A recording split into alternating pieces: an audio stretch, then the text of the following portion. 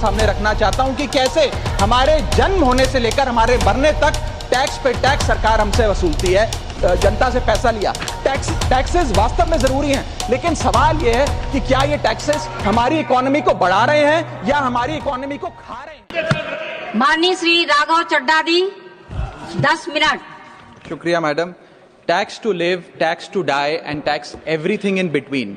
इस जीवन में दो ही चीजें निश्चित हैं। There are only two things that are certain, death यानी कि मृत्यु, और दूसरा है टैक्स।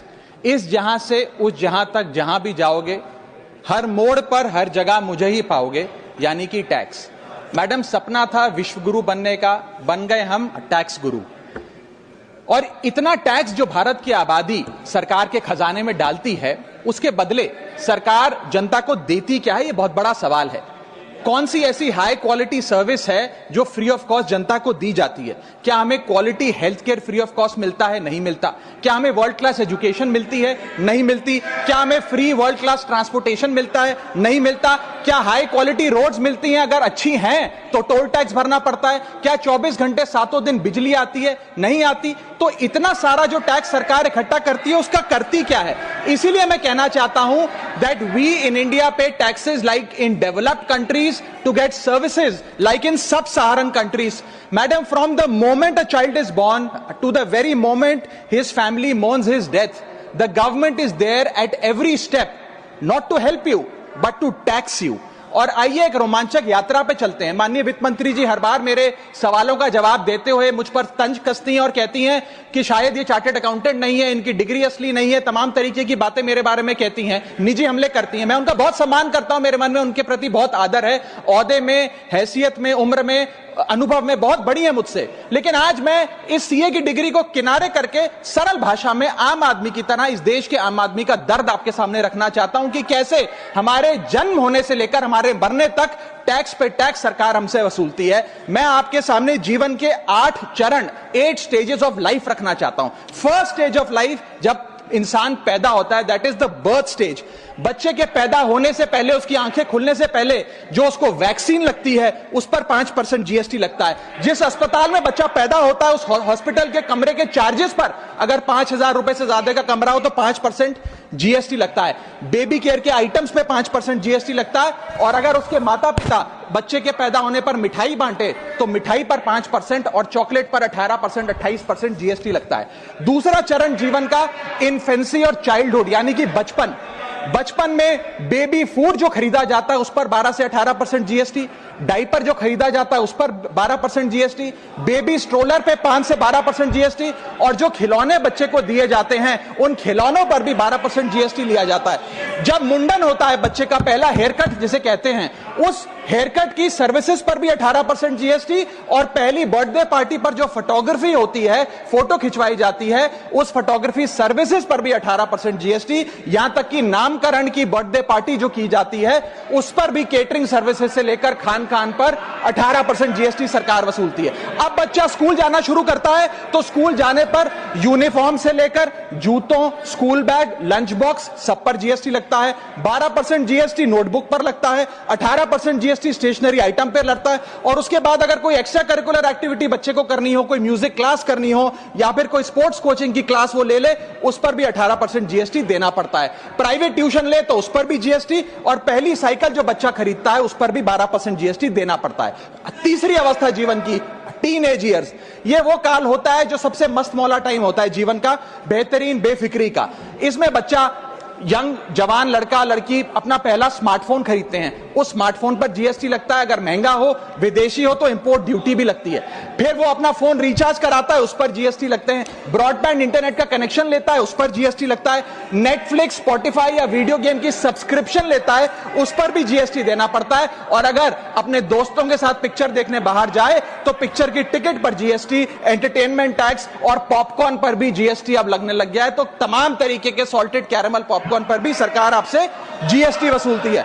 इस बीच जब आप 18 साल के होते हैं और पहली बाइक या पहला स्कूटर खरीदते हैं, उस बाइक और स्कूटर पर आपसे जीएसटी लिया जाता है, व्हीकल इंश्योरेंस पर जीएसटी लिया जाता है, और उसके बाद रजिस्ट्रेशन टैक्स और रोड टैक्स के नाम पर भी पैसा लिया जाता है। जीवन की चौथी अवस्था, fourth stage of life, higher education की। इस हायर एजुकेशन की अवस्था में आप यदि प्राइवेट कॉलेज में पढ़ रहे हैं तो प्राइवेट कॉलेज की ट्यूशन फी पर जीएसटी लगता है, हॉस्टल में रह रहे हैं या पीजी का रेंट भर रहे हैं तो उस पर जीएसटी लगता है, स्टूडेंट लोन की प्रोसेसिंग फी पर जीएसटी लगता है, किताबों से लेकर लैपटॉप तक जीएसटी लगता है, और अगर माता पिता संपन्न हैं और बच्चे को विदेश भेजते हैं पढ़ने के लिए तो फॉरेन रेमिटेंस पर टैक्स कलेक्टेड एट सोर्स सरकार लागू करती है। अब आते हैं पांचवी अवस्था पे, जब वो अपना करियर शुरू करता है। ये वो एज है जिसे मैं golden age of direct taxes कहूंगा। अब ये डायरेक्ट टैक्स के जंजाल में आदमी फंस जाता है इस उम्र में, जब उसकी पहली नौकरी लगती है तो नौकरी में आमदनी अनुसार उसके स्लैब रेट के हिसाब से उस पर टीडीएस पहले काटा जाता है, मानो जेब काटी जा रही हो, और फिर इनकम टैक्स वसूला जाता है। जब पहली बार उसको पगार मिलती है, वेतन मिलता है, वो माता पिता या दोस्तों को बाहर खाने पे ले जाता है, पिक्चर दिखाने ले जाता है, उस खाने के बिल पर भी सरकार जीएसटी वसूलती है, और जैसे जैसे उसकी सैलरी बढ़ती है वैसे वैसे स्लैब अनुसार उससे इनकम टैक्स वसूला जाता है। इसके बाद आज वर्क फ्रॉम होम का कल्चर चल रहा है, तो वर्क फ्रॉम होम में इंटरनेट बिल्स हो, ब्रीफकेस हो, लैपटॉप हो, इन सारी चीजों की खरीद पर सरकार जीएसटी लेती है। और अगर आप ये पैसा निवेश करें, इस निवेश करने पर आप कोई भी फाइनेंशियल इंस्ट्रूमेंट खरीदें तो सिक्योरिटी ट्रांजैक्शन टैक्स के नाम पर, मैडम मेरा समय जा रहा है, कोई फाइनेंशियल इंस्ट्रूमेंट खरीदें तो फाइनेंशियल इंस्ट्रूमेंट की खरीद पर सिक्योरिटी ट्रांजैक्शन टैक्स, उसकी ब्रोकरेज पर जीएसटी और फाइनेंशियल एडवाइजरी पर जीएसटी, और जब आप ये फाइनेंशियल इंस्ट्रूमेंट बेचते हैं तो उसके मुनाफे पर सरकार आपसे कैपिटल गेन टैक्स वसूलती है। यहां तक कि हेल्थ इंश्योरेंस और लाइफ इंश्योरेंस प्रीमियम्स पर भी सरकार आपसे जीएसटी लेती है। इसी सरकार के मंत्री माननीय गडकरी जी भी सरकार से यही गुजारिश कर रहे हैं कि इंश्योरेंस प्रीमियम पे कम से कम जीएसटी हटा दिया जाए। इसके बाद इंसान अपने जीवन की छठी अवस्था में आता है, यानी कि मिडिल एज। इसमें उसकी आमदनी भी पीक पर होती है और उसका टैक्सेशन भी पीक पर होता है, अप्रेजल होता है, प्रमोशन होता है, बोनस मिलता है, और हाई टैक्स स्लैब के चलते वो अपनी कमाई का एक अधिकांश हिस्सा इनकम टैक्स में सरकार को जमा कराता है। इस दौर में इंसान गाड़ी खरीदता है, घर बनाता है, जब गाड़ी खरीदता है तो जीएसटी देता है, रोड टैक्स भरता है, व्हीकल इंश्योरेंस पर जीएसटी भरता है, और जब गाड़ी लेकर शोरूम से निकलता है तो पेट्रोल डीजल पर वैट, सेस और एक्साइज ड्यूटी के नाम पर पैसा भरता है, जब सड़क पर गाड़ी चलाता है तो टोल टैक्स भरता है। फिर वो अपना घर भी खरीदता है, जमीन खरीदता है, जब जमीन खरीदता है तो स्टैंप ड्यूटी फीस सरकार को देता है। जब कंस्ट्रक्शन मटेरियल खरीदता है घर बनाने के लिए तो कंस्ट्रक्शन मटेरियल पे, चाहे वो सीमेंट हो, मार्बल हो, स्टील हो, उस पर जीएसटी देता है। उसके बाद जब कंस्ट्रक्शन सर्विसेज लेता है किसी बिल्डर से, ठेकेदार से, कॉन्ट्रैक्टर से, तो उस कंस्ट्रक्शन सेवाओं पर भी जीएसटी सरकार आपसे वसूलती है। और जब घर बन जाए तो एनुअल प्रॉपर्टी टैक्स और हाउस टैक्स के नाम पे आपसे पैसा लिया जाता है। और जब आपको पैसे की आवश्यकता पड़े और आप ये घर बेच दें तो कैपिटल गेन्स पर भी सरकार आपसे उस मुनाफे पे टैक्स वसूलती है। और इस बीच शादी तो रह ही गई, फिर इंसान शादी करता है, इस बीच तो बैंक्वेट हॉल बुक करता है, उस बैंक्वेट हॉल की बुकिंग पे टैक्स भरता है, शामियाना, खाना, केटरिंग सर्विसेज लेता है, उस पर जीएसटी भरता है, ज्वेलरी खरीदता है, उस पर जीएसटी भरता है, कपड़ा शेरवानी सिलवाता है, कुर्ता पजामा, सूट पैंट, उस पर जीएसटी भरता है, यहां तक कि वेडिंग इनविटेशन से लेकर ब्राइडल मेकअप से लेकर हनीमून के ट्रैवल तक हर चीज पर सरकार आपसे जीएसटी वसूलती है। सातवीं अवस्था सरकार जीवन की वो है रिटायरमेंट। इस फेज में इंसान चाहता है आरामदायक जीवन जिया जाए, जो जीवन में कमाया उस कमाई के सहारे उसकी इंटरेस्ट पर, पेंशन पर जिया जाए। लेकिन इस अवस्था में भी सरकार पेंशन और इंटरेस्ट इनकम पे आपसे टैक्स लेती है।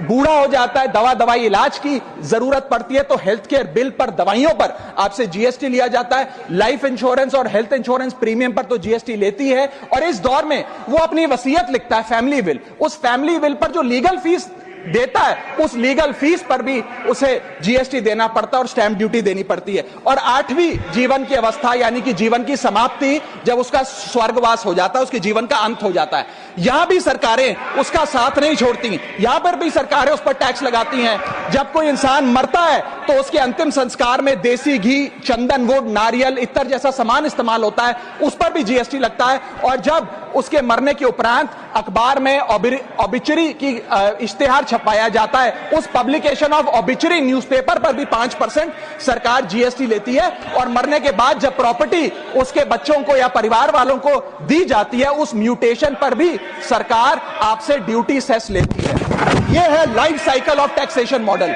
लेकिन मैडम सबसे जरूरी बात यह है कि इतना टैक्स देने के बाद सरकारें हमें देती क्या है। मैं जानता हूं कि टैक्स सरकार के लिए जरूरी है, इस सरकार के लिए नहीं, जितनी सरकारें इस देश में रही सबने टैक्स लगाकर जनता से पैसा लिया।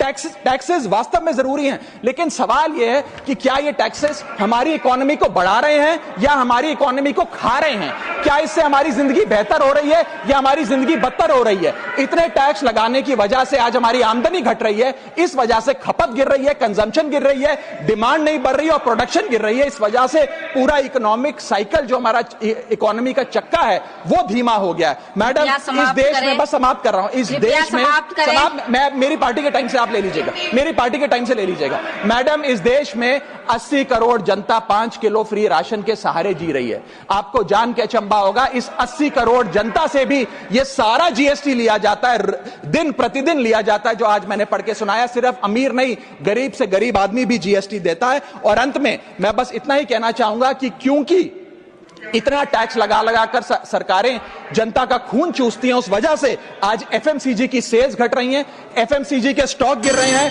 कंजम्पशन डाउन हो रही है, नई गाड़ियों की सेल श्रिंक कर रही है, तमाम तरीके की जितनी भी न्यू परचेजेस होती हैं उस पे मंदी देखी जा रही है। सरकार को जीएसटी कम करना चाहिए, कम करेंगे तो जनता की जेब में पैसा आएगा तो मांग बढ़ेगी, खपत बढ़ेगी और इकोनॉमी का चक्का चलेगा। आपका समय समाप्त। बहुत बहुत शुक्रिया।